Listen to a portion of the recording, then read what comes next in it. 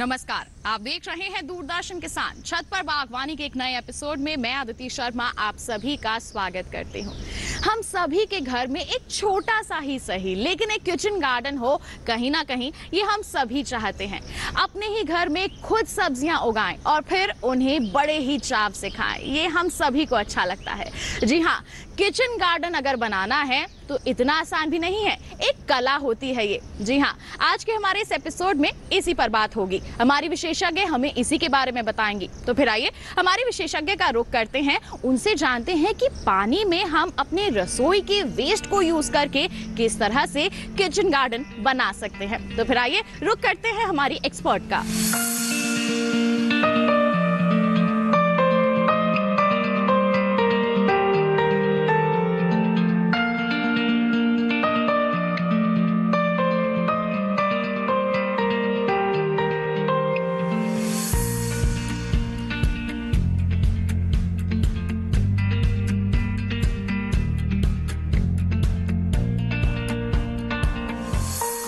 Kitchen एक औषधीय भंडार है और एक टोटल फार्म हाउस है, जहाँ पे आपको तरह तरह के बीज मिलते हैं, तरह तरह की दालें हैं जिनसे आप गार्डनिंग शुरू कर सकते हैं। राजमा हो गया, लोबिया हो गया, मूंग हो गया, इन दालों के बारे में तो आपको सबको पता ही है। और माइक्रो ग्रीन्स का भी चलन आपको पता है, माइक्रो ग्रीन्स ग्रो कर सकते हो।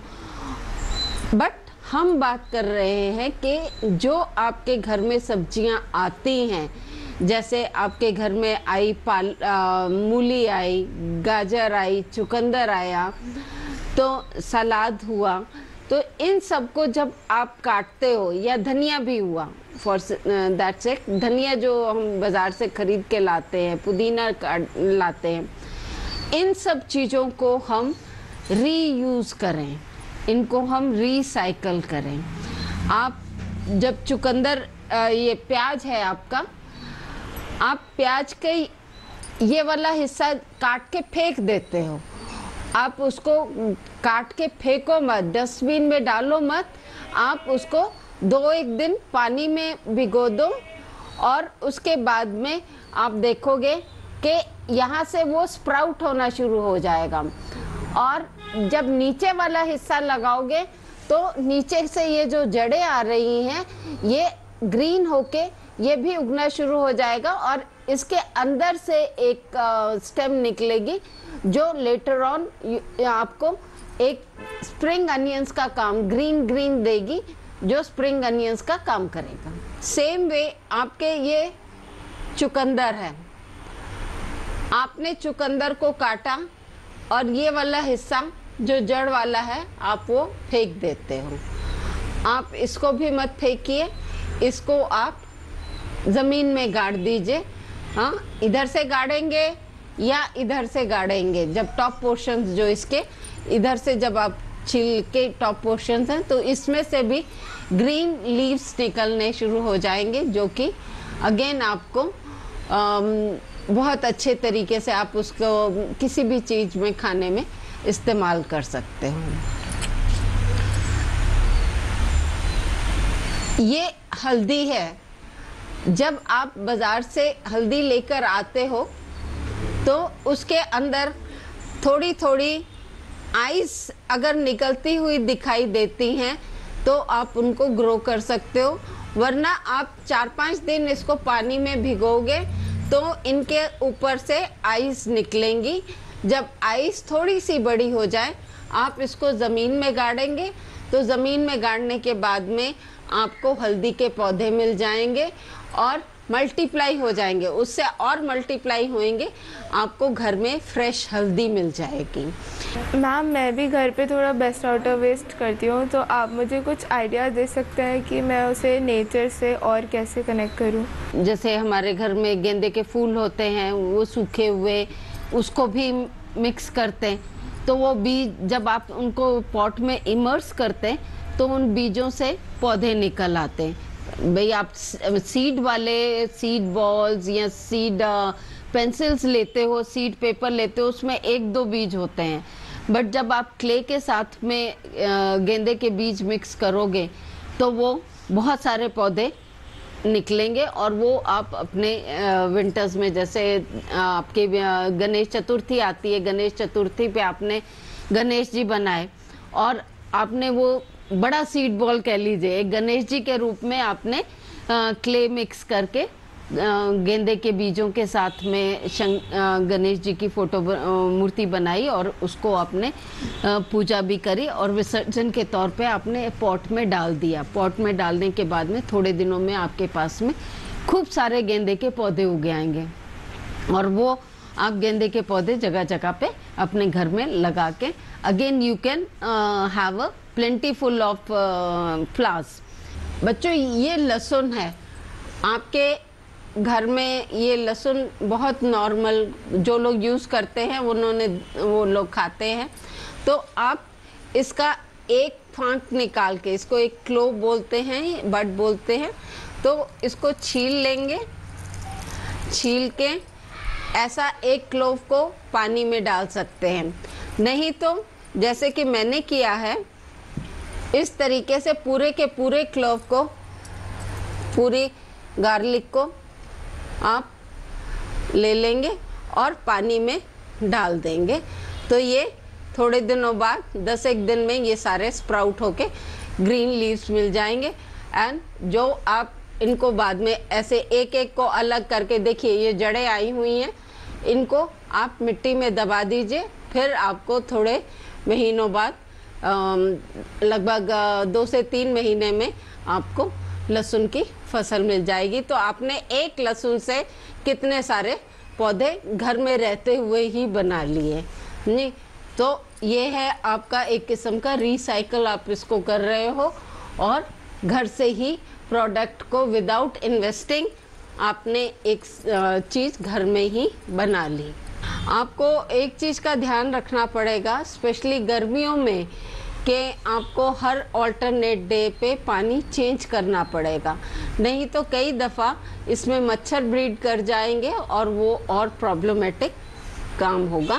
मैम, स्प्राउटिंग के लिए कौन सा वाटर ठीक रहेगा, आरओ वाटर या फिर टैप वाटर? क्योंकि टैप वाटर थोड़ा ज़्यादा डेंस और सॉल्टी होता है। जब आपके यहाँ पे पानी की TDS ज़्यादा हो, 1000 हो या उससे ज़्यादा हो रही हो या हार्ड वाटर हो, तब आपको आरओ वाटर यूज़ करना पड़ेगा। बट आरओ वाटर आप कितना गार्डनिंग में यूज़ करोगे? सो ये हमारी एक मेजर प्रॉब्लम आ रही है। और स्प्राउटिंग के लिए हम बेस्ट वाटर जो होता है उसको, नॉर्मल वाटर जब हम यूज़ करते हैं तो पानी भी देने के लिए या किसी भी स्प्राउटिंग वगैरह के लिए doesn't make much of a difference. RO, बहुत लोग कहते हैं कि जी हम तो आरओ में ही स्प्राउट करते हैं, लोग बाग हाइड्रोजन पेरोक्साइड में करते हैं। बट एक सिंपल वे का तरीका है कि आपका पानी जो भी है, फिटकरी, मम्मी से पूछो कि फिटकरी एक होती है, एलम बोलते हैं उसको, आप किसी भी सॉक्स, पुरानी सॉक्स जो होती है, नेटेड सॉक्स होती है, उसमें टाई कर लो और पानी में उसको घुमा दो।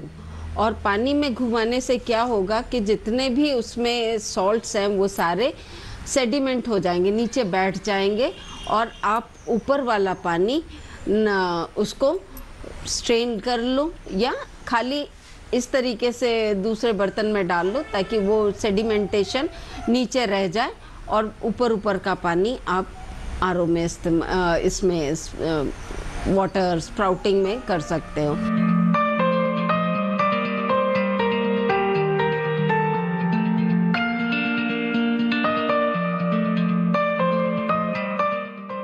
पानी में कैसे वेस्ट को आप रीग्रो कर सकते हैं, इसके बारे में तो आपने जान लिया।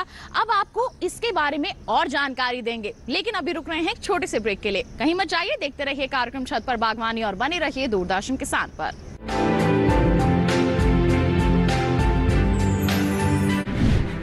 बागबान की रसोई में हम आपको लेकर चलेंगे एक ऐसे बेहतरीन सफर पर जो होगा फसलों के खेतों से लेकर बाजार से होते हुए हमारी और आपकी रसोई तक पहुंचने का। साथ ही उन ऐतिहासिक स्थलों से आपको रूबरू करवाएंगे जिनका भारत के इतिहास में बहुत ही महत्वपूर्ण स्थान है। बागबान की रसोई देखिए 24 जुलाई से हर रविवार दोपहर 12 बजे सिर्फ डीडी किसान पर। ब्रेक के बाद दूरदर्शन किसान के कार्यक्रम छत पर बागवानी में आप सभी का फिर से स्वागत। ब्रेक पर जाने से पहले आपने जाना था कि किचन वेस्ट को आप पानी में किस तरह से रीग्रो कर सकते हैं। आइए अब आपको बताते हैं कि मिट्टी का इस्तेमाल इसमें किस तरह से किया जा सकता है। आइए रुक कर लेते हैं हमारी एक्सपर्ट का।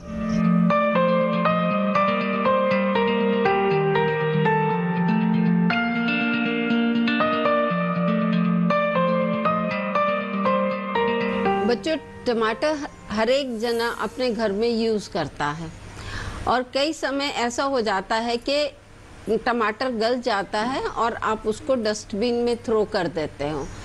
आप उसको डस्टबिन में थ्रो मत करके एक छन्नी में लेकर धो लो तो आपको बीज मिल जाएंगे और आप वो बीज मिट्टी में गमले में डालकर उसकी पौध तैयार कर सकते हो।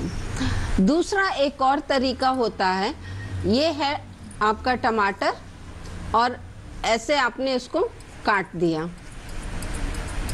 ठीक है, और ये ऐसे काट देंगे अगर आप इसको, और एज इट इज आप इसको मिट्टी में दबा दीजिए पूरा, या रेत में दबा दीजिए, तो इन सब जगह से टमाटर के पौधे उग जाएंगे जिनको आप फिर से ट्रांसप्लांट कर सकते हैं रिस्पेक्टिव गमलों में। उसी तरीके से आप नींबू को लेकर उसको जब काटते हैं तो फेंकिए मत। इस तरीके से काटने में बीज आपको नज़र आएंगे। ये देखिए, ये बीज हैं, ये बीज हैं। आप इन बीज को मिट्टी में डालेंगे तो नए पौधे आपको मिल जाएंगे। मैम, जैसे मैंगो या लीची के फ्रूट्स होते हैं तो उनमें अंदर सीड्स होते हैं तो वो हम डायरेक्टली प्लांट कर सकते हैं, बट पाइनएप्पल जैसे जो फ्रूट्स हैं उन्हें हम कैसे स्प्राउट कर सकते हैं? बहुत ही बढ़िया क्वेश्चन पूछा बेटा। ये पाइनएप्पल का टॉप था। हमने बाज़ार से जो जहाँ से पाइनएप्पल ख़रीदते हैं वो हमें टॉप पोर्शन कट करके फिर पाइनएप्पल देते हैं। दिस इज़ थ्रोन अवे, इसको हम फेंक देते हैं। तो हम इसको फेंक के नहीं बल्कि हम अपने घर ले आए और ये जो पोर्शन है इसका ये उतार देते हैं। इस तरीके से हम ये पोर्शन को उतारते हैं और जब हमें ये इस तरीके से ये दिखना शुरू हो जाए और लीव्स थोड़े हट जाते हैं और इसको हम ऐसे पानी में रख देते हैं। नैरो नेक वाला एक लेके उसमें रख देते हैं। पानी सिर्फ टच करना चाहिए बेस को, हाँ, और बेस थोड़े दिनों बाद 15 से 16 दिनों में रूट्स आनी शुरू हो जाएंगी। पौधों की कटिंग करते समय हमें क्या क्या सावधानी रखनी चाहिए और कैसे कटिंग करें? पौधों की कटिंग हमेशा जब भी आप कोई पौधा लेते हैं, जैसे आपने ये पेपरमिंट लिया, ठीक है, कटिंग करते समय आपको ध्यान रखना है कि ये इसको हम नोड्स कहते हैं। ये देख रहे हो, इसको नोड्स कहते हैं और ये नोड्स हो गए। अब इनके बीच का जो हिस्सा होता है वो इंटरनोड होता है। पढ़ा होगा ना अपने क्लास में, है जी, ये बीच का जो हिस्सा होता है। तो जब भी हम कटिंग करते हैं उस वक़्त हमें एक दो सावधानियां रखनी होती हैं।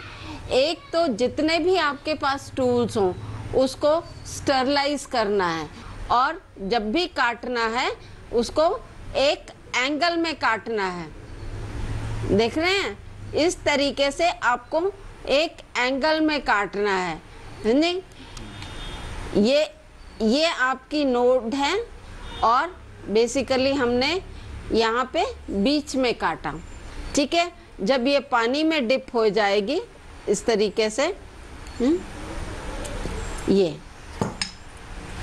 इस तरीके से ये लीव्स हम नीचे से हटा देंगे और फिर इसको हम पानी में डिप कर सकते हैं ऐसे, और रूट्स आ जाएंगी।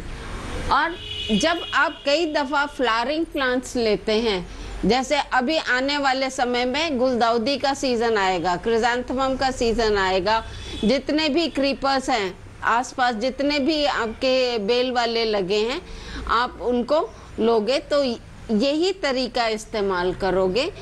घर में एक और तरीका है, हम लोग जब मिट्टी में सीधे पौधे लगाते हैं, ऐसे कटिंग ले ली हमने, तो हम मिट्टी में हम लगाना चाहते हैं, पानी में नहीं ग्रो करते हैं, तो उस कटिंग को दालचीनी का पाउडर बना के, दालचीनी लकड़ी जैसी देखी होगी, मम्मी से पूछ लेना, मसालों में एक दालचीनी होती है, उस दालचीनी का पाउडर बाज़ार में मिल जाता है, नहीं तो दालचीनी को कूट लीजिए, बारीक पाउडर बन जाएगा, और उसकी स्टेम के नीचे उसको पाउडर को लगा दीजिए। वो लगाने के बाद में आप उसको मिट्टी में गाड़ सकते हैं। जब मिट्टी में आप गाड़ते हैं तो आपको ध्यान रखना पड़ेगा कि आपका जो पौधा है वो हमेशा मिट्टी नम रहे, सूखे नहीं।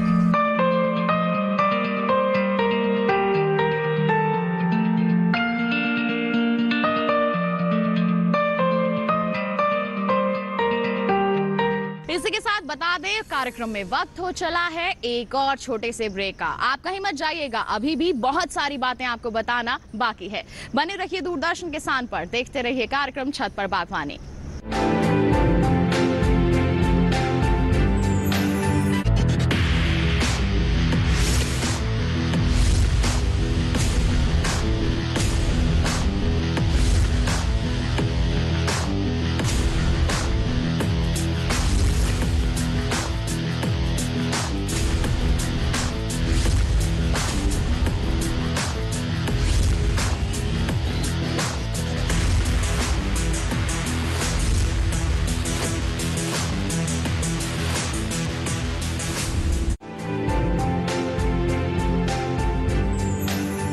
ब्रेक के बाद दूरदर्शन किसान के कार्यक्रम छत पर बागवानी में आप सभी का फिर से स्वागत है।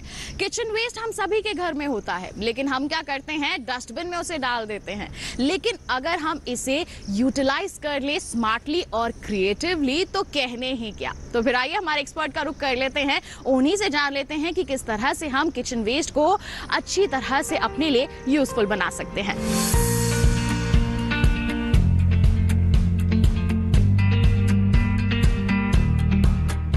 अब बच्चों, आपके इंट्रोडक्शन के लिए कि हमारे सॉइल मीडियम्स क्या क्या होते हैं, क्या क्या चीज़ों की ज़रूरत होती है जब हम एक सॉइल मिक्सचर बनाते हैं। हम दो तरह से अपनी बागवानी करते हैं, गार्डनिंग करते हैं। एक हम सॉइललेस मीडिया बनाते हैं। एक तो आपने देखा कि हम वाटर में कैसे ग्रो कर सकते हैं कटिंग्स को। दूसरा, हम दो तरह की सॉइल मिक्स होती है, एक टोटली सॉइललेस और एक विद सॉइल। तो सॉइललेस में हम कोकोपीट एंड सैंड का इस्तेमाल करते हैं। तीसरा वर्मिकुलाइट एंड परलाइट ऑल्सो। तो जब हम सॉइल के साथ में यूज़ करते हैं तो डिपेंडिंग अपॉन आवर प्लांट हमें कितना क्लेई सॉइल चाहिए, या हमें पोरस चाहिए, या हमें थोड़ा सा रफ चाहिए, इस तरीके से हम करने के लिए मिक्सचर बनाते हैं अपने प्लांट का। सो ये है सैंड, ये cocopeat, vermiculite, soil, normal garden soil, perlite and vermi compost. So this soil consists of vermicompost and the normal garden soil. इसको हम नॉर्मली जब लेते हैं तो हम डिफरेंट रेशियोज में ले लेते हैं, और इक्वल, कई दफ़ा इक्वल पोर्शंस में भी ले लेते हैं, 50-50 करके, यानी कि 50% कंपोस्ट एंड 50% सॉइल कर लेते हैं। अब सबसे पहले, अभी मैंने आपको जब टमाटर काटना बताया था तो बीज उसके या तो मैंने उसी बताया था कि भाई इसका हम सीव कर लेते हैं और ऊपर बीज आ जाते हैं। अब टमाटर को हमें अंदर गाड़ने की आवश्यकता नहीं है। टमाटर ऊपर रख दिया हमने सरफेस के, और इसको हम ऐसे कवर कर देंगे सैंड से। इस तरीके से हम सैंड से कवर कर देंगे। पाइनएप्पल हमने पानी में रखा था, तकरीबन 20 दिन हो गए। अब इसमें जड़ें आ गई हैं, नहीं? जड़ें आने के बाद में अब पानी से उतना न्यूट्रिशन नहीं मिलेगा, सो हम इसको सॉइल में रखेंगे। तो इसकी सॉइल भी सेम फुल ऑफ न्यूट्रिएंट्स और पोरस होनी चाहिए। हमने ये गड्ढा किया और उस गड्ढे में इसको लगा दिया and then pressed from sides. Side से हम सारा इसे प्रेस कर देंगे।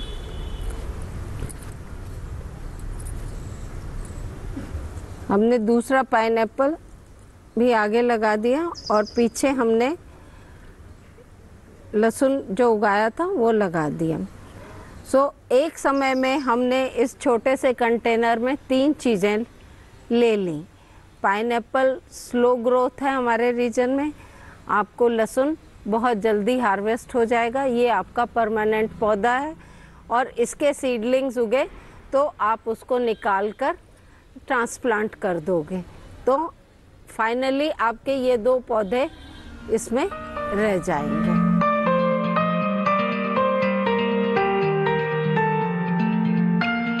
आज के पर्यावरण को और इस सब समस्याओं को देखते हुए बहुत ज़रूरी है कि हम बच्चों के लिए एक छोटा सा कॉर्नर ज़रूर दें। अगर आपके पास लॉन है तो आप एक ऐसा छोटा सा कॉर्नर बना सकते हैं। आसानी से जो पौधे उग जाते हैं, जैसे पालक है, मेथी है, सरसों है, ये तीसरे चौथे दिन स्प्राउट हो जाएंगे, जो कि बच्चों को बहुत ही अच्छा लगता है क्योंकि वो इम्पेशेंट होते हैं और जल्दी से उसका नतीजा चाहते हैं। तो विंटर सीजन में आप उनको सैलेड्स ग्रो करने के लिए मोटिवेट कर सकते हैं। टर्निप्स ग्रो करेंगे, हाँ जी, आप कैरेट्स ग्रो करेंगे, शलगम ग्रो करेंगे। तो इस तरीके से ये सारी चीज़ें ग्रो करने में उनको एक तजुर्बा मिलेगा, एक मोटिवेशन मिलेगा और वो उन चीज़ों को खाने के लिए भी बहुत ही उत्साहित होंगे। इस तरीके से वो एक हेल्दी डाइट को अडॉप्ट करेंगे। ये एक छोटा सा, इसमें मैंने ये मेथी लगाई है, वो पालक लगाई है और ये सरसों लगाई है। ये चौथे पांचवें दिन आराम से उग जाते हैं और आने वाले सीज़न में सर्दियों में बहुत ही, एक तो कॉर्नर बहुत सुंदर लगता है और बच्चों को हेल्दी डाइट खाने में मोटिवेट करता है, क्योंकि जो वो खुद ग्रो करेंगे वो उनको खाने में भी अच्छा लगेगा। तो इसमें आप डेकोरेशन के लिए वो बच्चे खुद इस तरीके से कार्डबोर्ड से, प्लास्टिक की बॉटल से बटरफ्लाईज बना सकते हैं। स्टोन्स को पेंट करके कुछ भी कैरेक्टर्स बना सकते हैं। ये मैंने बैम्बू यूज़ करे हैं और उसमें एक स्ट्रिंग लगा दी है, तो ये थोड़ा सा कलरफुल भी हो गया और बच्चों की स्पेस डिमार्केट भी हो गई। ये सॉर्ट ऑफ सीमेंट से कैटरपिलर्स बनाए थे, तो ये जैसे बटरफ्लाईज है, बटरफ्लाईज के साथ में कैटरपिलर्स हो गए। आप यहाँ पे प्यूपा भी छोटे बना के हैंग कर सकते हैं या उनको ही मोटिवेट कर सकते हैं कि रिसाइकल्ड आइटम से, किसी छोटी बॉटल से या पेपर मैशी से छोटे छोटे प्यूपास बना के हैंग कर दें। यहाँ पे एक बर्ड हाउस भी बना सकते हैं, बर्ड हाउस बना के लगा सकते हैं। तो मतलब ये सारी चीज़ें आपको करने की ज़रूरत नहीं है, आप बच्चों को गाइड कीजिए, बच्चे आपके इंस्ट्रक्शंस फॉलो करते हुए अपने कॉर्नर को सुंदर से सुंदर बनाएंगे।